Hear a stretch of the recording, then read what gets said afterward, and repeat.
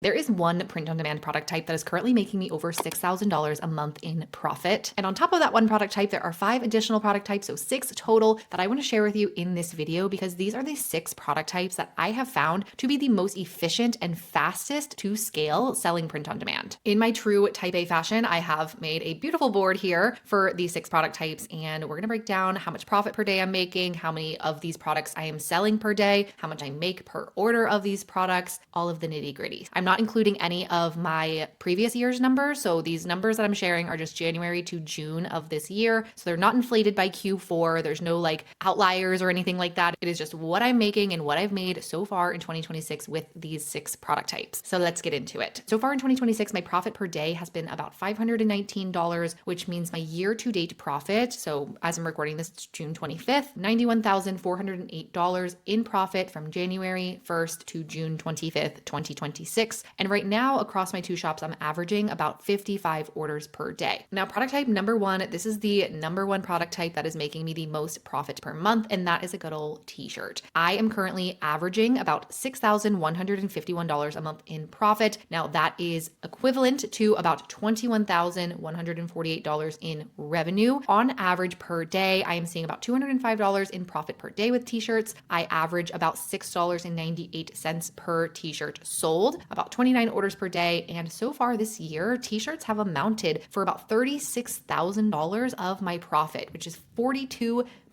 of my total revenue. So almost half of the money that I have made from selling print-on-demand products right now is coming from t-shirts. Now, coming up on my channel, I am going to be doing a full, like super granular breakdown of the first 6 months of the year for both of my shops. So if that's something that you don't want to miss, then be sure to boop the subscribe button down below. What's crazy to me about t-shirts is I think that I've had good results selling t-shirts, but I'm not even really like the tippy top seller of t-shirts. There are so many other people who are just getting started selling print-on-demand products that are selling even more and earning more selling t-shirts than I am. Taking a look with Everbee, something that I like to do is filter by shop age, and I'll set the maximum shop age to 12 months. And there are shops that are earning with just single listings $10,000, $4,000, $3,700, $3,300. And a lot of these shops have multiple listings that are pulling in these types of numbers, which is far more than what even I'm earning with t-shirts. This listing in particular, it's only 2 months old and it's already brought in over $10,000 in revenue. That's of course revenue, it's not their profit. But if we make a conservative estimate that maybe they're earning 25% profit on that, which I find to be reasonable when selling t-shirts, 25% of $10,892 is $2,723. So not too shabby in my opinion. Now, as far as the 2 specific t-shirts that I sell both Comfort Colors, the 1717, and the Bella Canvas 3001. I do use Printify to fulfill all of the products throughout both of my shops, specifically for Comfort Colors and also both for the Bella and Canvas. I am using Monster Digital. I do have a couple that are still being fulfilled by Swift POD or Swift Pod, however you want to refer to it. The Swift POD used to be my girl, but it seems lately there has been what I've experienced, a little bit of issues where things are shipping, or being marked as shipped, but they aren't actually with the shipping provider. So then it creates more customer service for me. So with that being said, I've kind of slowly started migrating most of my listings, and most of them now are under Monster Digital, and I've had a really good experience with them. The only thing that still keeps me with Swift POD for some of my listings is you can see that they do have a lot more color options. They have 52. Something I really like to do with t-shirts is really get custom with each of my listings. I don't necessarily offer the exact same color variations in every single listing. I really customize it to the actual design that is on the product. And because there's more color options with Swift POD, sometimes there are some that I just have to have fulfilled by them. But even with that, I can use Swift POD, a SKU code for Swift POD just for that particular variation. And then the other ones fulfilled by Monster Digital. That's a little bit more intricate. If you want a video about how I do that or how to do that, let me know in the comments down below. But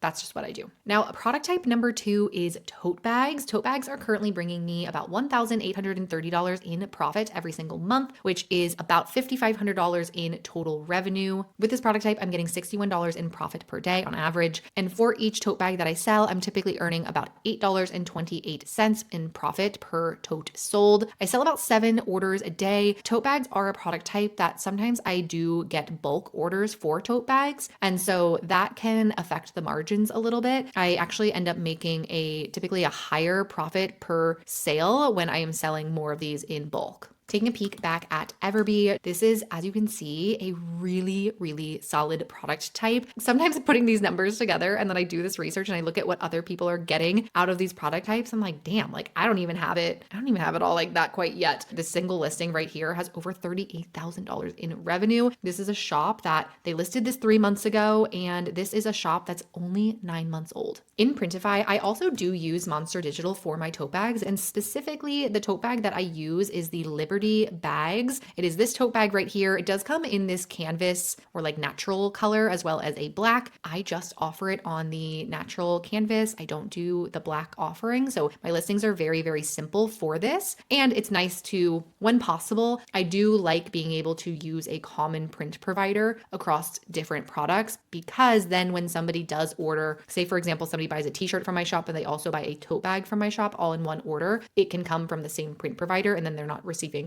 two different packages. It's not something that's always possible, but when it is possible, it's nice to have. Product type number 3 is a good old classic mug. I love mugs. For one, the designs that sell really well on a mug are just so much more simple. I think that's why I enjoy them. I feel like they're easier for me to create for. Right now, I'm seeing about $1,544 a month in profit from selling mugs. It's a little over $5,000 in total revenue, just for context on the margins on them. For me, I'm seeing about $51 in profit per day, about $5.28 per mug sold, and I typically am selling about 10 mugs per day. Just like tote bags, I keep it really, really simple. I do just the 11 ounce and the 15 ounce. I will offer this as 2 different size options inside of my listing. And for this, I use Spoke Custom Products. Spoke Custom Products has been a provider that I've used for years now and have had such a great experience with. All right, now let's go to product type number 4, and that is sweatshirts. Sweatshirts actually aren't as big as a contributor as I think most people would think in my shop, especially because I do sell so much apparel. I sell so many t-shirts. Sweatshirts are something that I do get about 3 orders per day with. Honestly, the reason that I don't sell as much in profit in sweatshirts isn't because the opportunity isn't there. It's more so because I just don't list a ton of sweatshirts. And so I have fewer listings, which I think makes sense why I have fewer sales and few orders per day with this product type. But nonetheless, it's still a really good product type for me. I'm seeing over $1,000 in profit per month with it, about $3,400 in revenue, which is about $39 in profit per day on average so far this year. I do have a higher margin with this product type, which is kind of, looking at these numbers right now, I'm like, maybe I should add a few more sweatshirts into my shops, but I'm seeing about $13.78 per sweatshirt. Now for sweatshirts, I have sold a couple different sweatshirts. The first sweatshirt that I started with was the Gildan 18,000 or 1800, which is this sweatshirt right here. For this, I have used Monster Digital for fulfillment as well. However, I, over the years, have switched to mainly selling comfort colors for the sweatshirts as well. I offer both the 1566, which is a little bit more of a heavyweight material. It's a really high quality sweatshirt. It's a bit thicker. And for this one, this is something that I do still utilize Swift POD for a good portion of these listings. And then the other one is, it's also comfort colors, but it's the 1466. And this is very, very similar to the 1566. It is much softer and it is much lighter weight. And it's also a little bit more cost friendly. The 1566 is definitely something that's a little bit more on the pricey side. Now with this, Swift POD is the only option. It's not something that Monster Digital has brought in to their catalog yet. Hopefully they do soon. But for right now, I am using Swift POD for this product type. A big misconception that I see about sweatshirts right now, of course, as I'm filming this, it's summertime, and a lot of people think that sweatshirts don't sell all year round. I have not found that to be the case. I think they are a great product type. You can list sweatshirts in the summer and they will sell. You can list them in the winter and they will sell. When I first started selling sweatshirts, I was listing a lot of things that I thought in my mind made sense to put on a sweatshirt. So Christmas related designs. I did a lot of seasonal stuff when I first started. I would put those on a sweatshirt because in my mind, where I live, there's snow on the ground when it comes to Christmas time. But then I got a customer message me who actually was from Florida, and they asked for the design on a t-shirt because it doesn't make sense for them in their December. Really, there's no validity to the idea that you can't be selling sweatshirts all year round. And you can see that with the analytics here. These are, again, shops less than 12 months old. This shop has a listing that's earning over $32,000 in revenue. This shop's only 11 months old and the listing is only 3 months old as well. Product type number 5 5, this one is phone cases. Phone cases are a product type that I'm seeing about $717 a month in profit. This is a product type that I have found to have a pretty good margin of $770 compared to the total revenue of $2,175. It's over a 30% margin. I think it's like 32% off the top of my head with this, but I'm seeing about $24 in profit per day. Just like sweatshirts, not a high volume of orders, but also I think that's more so due to the fact that I just don't have a ton of listings for phone cases. It's a lower percentage product type in my shops. It's also a product type that I don't sell in both of my shops. I only sell phone cases in one of my shops. So that contributes to that as well. But I'm averaging about $7.26 per phone case sold. So really good product type. Also another product type kind of similar to mugs.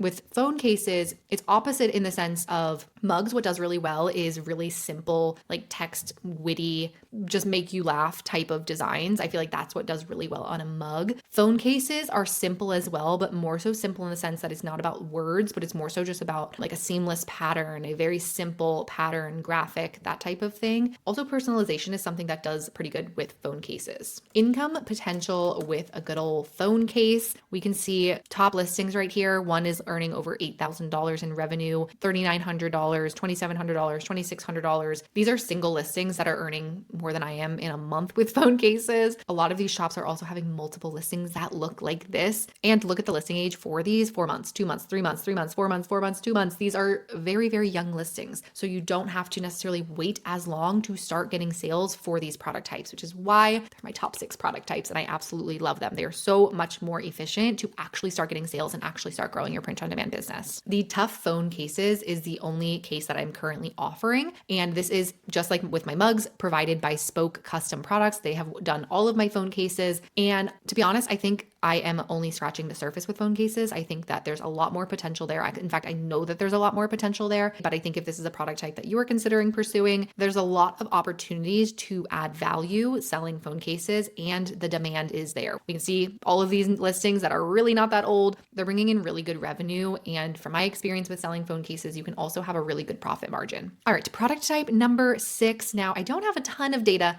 on this product type yet. And I want to explain why. I'm going to break down more detail in my upcoming profit breakdown videos, but this is a product type that I actually just started listing and testing this year. I started doing some research on candles back in January. Candles are something that I have been deeply afraid of because the idea of a candle and then somebody having my candle and then it like catching their house on fire or something like that scared the shit out of me. So I have been a little bit apprehensive on candles, but I got some education around candles and I learned a little bit more about candles and what to do and legal things around candles and how to offer them. And so I started testing them, or I mainly started doing the research, I would say, in January. I think February is when I started actually listing candles, if I'm not mistaken. But in the 5-ish months that I started listing, I started getting some sales on candles. And on average, there's some months that had 0. So this average is pulled down a little bit. But on average, I'm seeing about $142 a month in profit with candles right now.